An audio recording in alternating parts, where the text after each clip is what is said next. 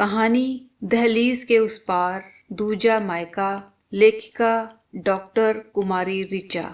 मधु हैरान परेशान अपनी कानों पर उसे यकीन ही नहीं हो रहा था कि उसकी अपनी जननी माँ भाभी के साथ मिलकर उसके बारे में ऐसी बातें करेंगी। ऐसी कौन सी बात मधु ने सुन ली थी हैरान परेशान वाली। इस कहानी की शुरुआत होती है मायके की लाडली मधु से ही। 3 भाई बहनों में सबसे छोटी मधु इसलिए सबकी लाडली दिन भर चहकती रहती थी चिड़ियों की तरह, और दोनों बड़े भाइयों से अपनी बातें मनवाती रहती थी। अपने माँ पापा रघुवर और जानकी जी के जैसे वह जान ही थी। समय बीतता गया, पढ़ाई लिखाई करके दोनों भाई अपनी अपनी नौकरी में लग गए। एक एक कर दोनों भाइयों की भी शादी हो गई। घर में भाभी आ गई। दोनों भाभी व्यवहार से तो ठीक ही थी। परिवार में सब कुछ ठीक ठाक खुशी खुशी चल रहा था। मैं अभी BA सेकंड ईयर में पढ़ ही रही थी। देखने में भी अच्छी भली थी। जो भी रिश्तेदार आते सब यही कहते कि अब मधु के लिए रिश्ता देखिए। पापा कहते अभी नहीं, BA कंप्लीट कर लेगी तब। क्या रघुवर जी, आप भी ज्यादा पढ़ लिख कर भी क्या करेगी? घर ही तो संभालना है ससुराल जाकर। ऐसा कैसे आप बोल दिए श्याम बाबू?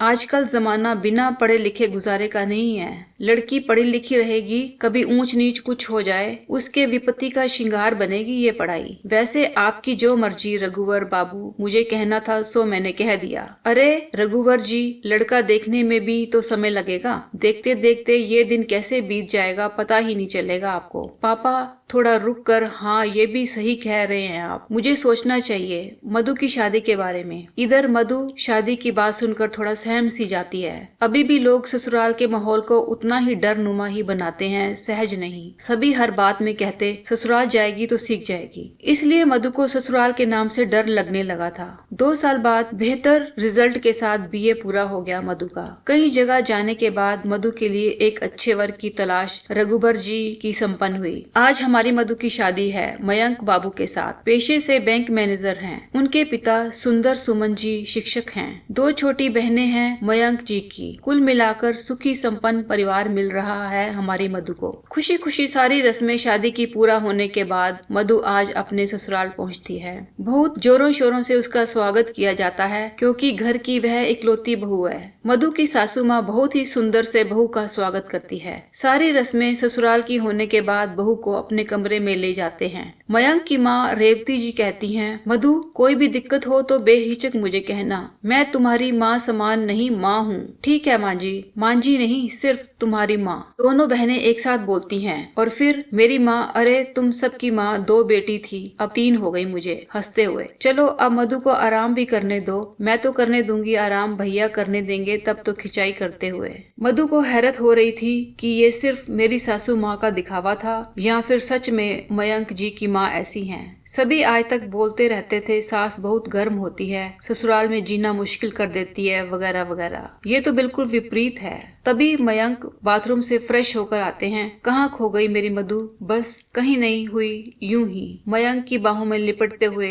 आपके बारे में ही सोच रही थी। क्या क्या क्या? अभी नहीं बताऊंगी, सो जाइए। दोनों सो जाते हैं कल की नई सबेर और नई उम्मीदों के साथ। सुबह जब आंखें खुलती हैं, मधु देखती है कि रेवती जी सारा काम कर चुकी होती हैं। मधु पहले तुम स्नान करके पूजा कर लो, फिर सभी साथ में नाश्ता करेंगे। जी ठीक है। मधु, माँ आपने मुझे जगाया क्यों नहीं? कुछ काम में हाथ बटा देती मैं भी। अरे बेटा, अभी तुम्हारी मेहंदी के रंग हैं, इसे आराम से रहने दो। ये रंग जितना लंबा चलेगा तुम लोगों का जीवन उतना ही सुखी रहेगा। मैं हूं ना अभी, और कौन सा कहती हूँ कि तुमको नहीं करना है। मेरे बुढ़ापे का सहारा तुम ही तो बनोगी। 2-4 दिन इसी तरह बीत गए। मधु, मुझे मम्मी के यहाँ जाना है। कोई बात नहीं, रेवती जी ने कहा। मयंक, मधु को ले जाओ मम्मी के यहाँ से घुमा लाओ। ठीक है माँ। जब मधु अपनी मम्मी के यहाँ जाती तो 1 सप्ताह 2 सप्ताह रुक जाती। ये बातें सुंदर सुमन जी को अच्छी नहीं लगती। हमेशा कहते कि आप बहू को सिर चढ़ा दिए हैं। बेटी कहकर शादी के बाद इतना कोई मायके जाता है क्या?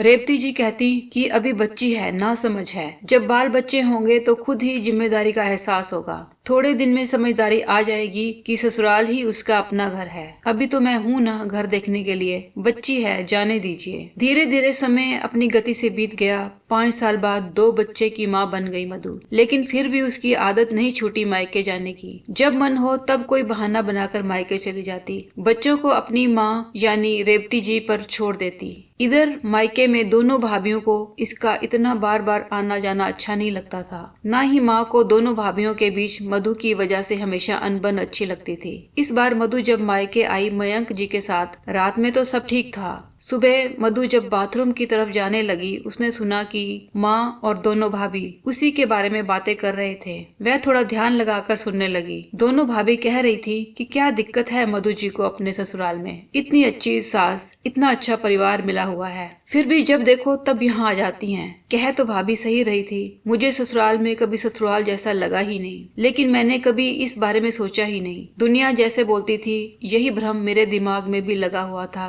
कि ससुराल यानी लड़कियों के लिए सजा। खुद तो आती ही है, मयंक जी को भी लेते आती है। स्वागत में कम खर्चे होते हैं क्या? माँ भी बोल रही थी। हाँ सही बात है। इस वक्त तुम दोनों झगड़ा मत करो, मैं मधु से बात करूंगी। तभी मधु माँ से लिपटते हुए, आज के बाद मैं बिना किसी ओकेजन कभी नहीं आऊंगी, यही मेरा फैसला है, यही सही है माँ। मधु की आंखों से आंसू जैसे रुकने का नाम ही नहीं ले रहे थे। नम आंखों से ही तुरंत वह मयंक जी के साथ अपने ससुराल पहुंच जाती है। रेवती से लिपटकर फूट फूट कर रोने लगती है और कहती है, मेरा मायका छूट गया दहलीज के उस पार। रेवती जी, अरे पगली, तुम्हारा दूजा मायका हमेशा तुम्हारा इंतजार कर रहा है। अपने घर को रोशन करो, यही तुम्हारा असली मायका है। माँ ने कहा।